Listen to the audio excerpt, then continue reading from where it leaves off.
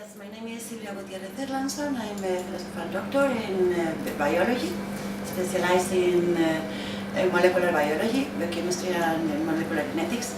And I've been working here at CMB since, lo de los números se me da fatal, 2002. 2002, okay. During these 10 years, I've been working as a person in charge of the confocal facility at CMB. So confocal facility was created as a scientific tool to assess and to provide investigators the newest type of optical advances to assess their experiments.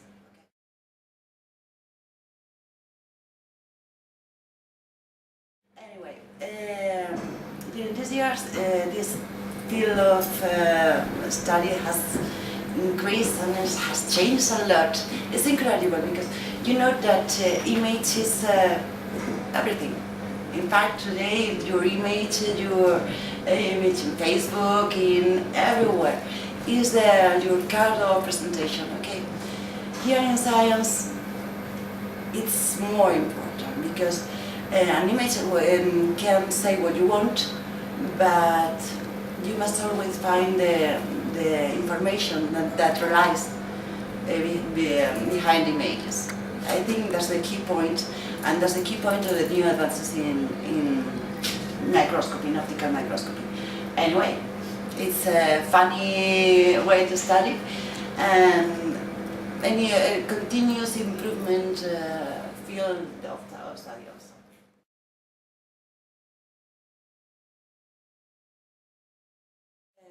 It's a way to communicate, mainly. Nobody knows, everybody has heard something about DNA and the cells and cancer and so on, okay? But the best way to know anything is to see it. If you can see it, you can believe it. It's supposed. Anyway, because it's not always the truth. But imaging, it's a tool, of course, of communication, but also a tool of knowledge, because besides an image, there's a lot of work, a lot of information, and you must go behind your eyes and look for it.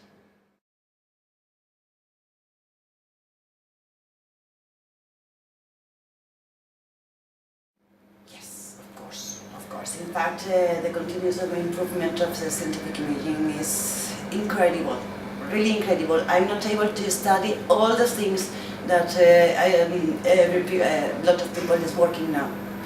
But even closing a little pieces of the big puzzle, you can see very strange things that you couldn't believe in other way. I mean, only with a careful capture images, only with a strict and scientific idea, mentality to obtain that images, you can obtain the responses, the real things that lies beyond the images. It's because as in statistics, you can make the numbers to say what you want. You can also try to make the images to say what you want, but that's not the truth. That's not the way. You must be very strict, very open-minded, and you must try not to force images to say what you want, but be open to read, really, with an open mind, what they say.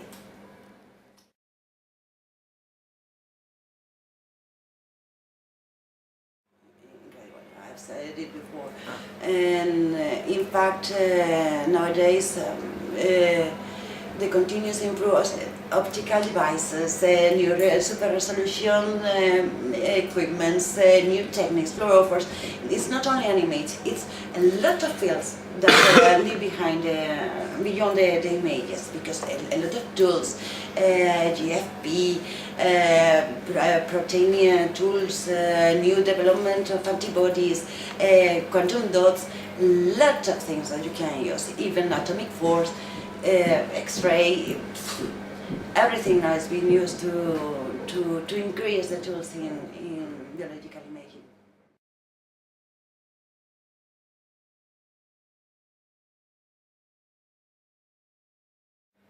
Wow.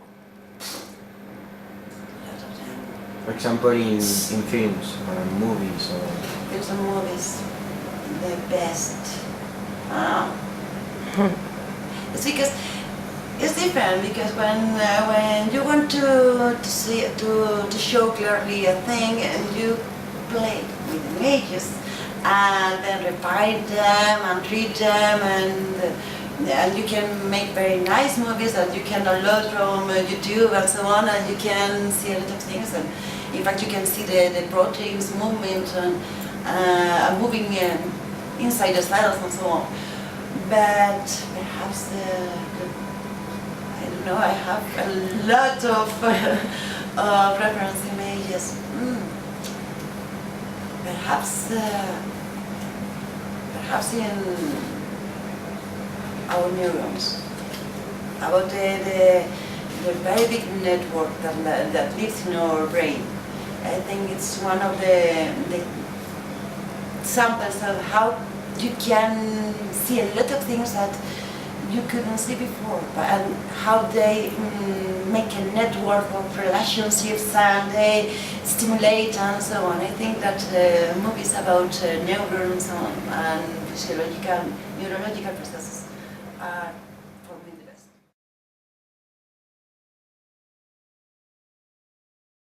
In artistic and scientific image. Really, I have very artistic images obtained here in the lab. In fact, there are, as you can see in the net, there are scientific concursos. I don't remember the word, you know. Competitions, scientific image competitions, and you can choose the best, only considering the image itself. Perhaps in this artistic point of view, you can see beautiful things, very beautiful things, and strange forms and so on. I think it's also artistic side in the images, because we also try to look for not only the informative image, but also the best, the nicest image to show, because always showing a nice image, an artistic image, you can find it's easier to find a connection with other people.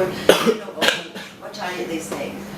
But sometimes in scientific image, the best image is not the more informative image.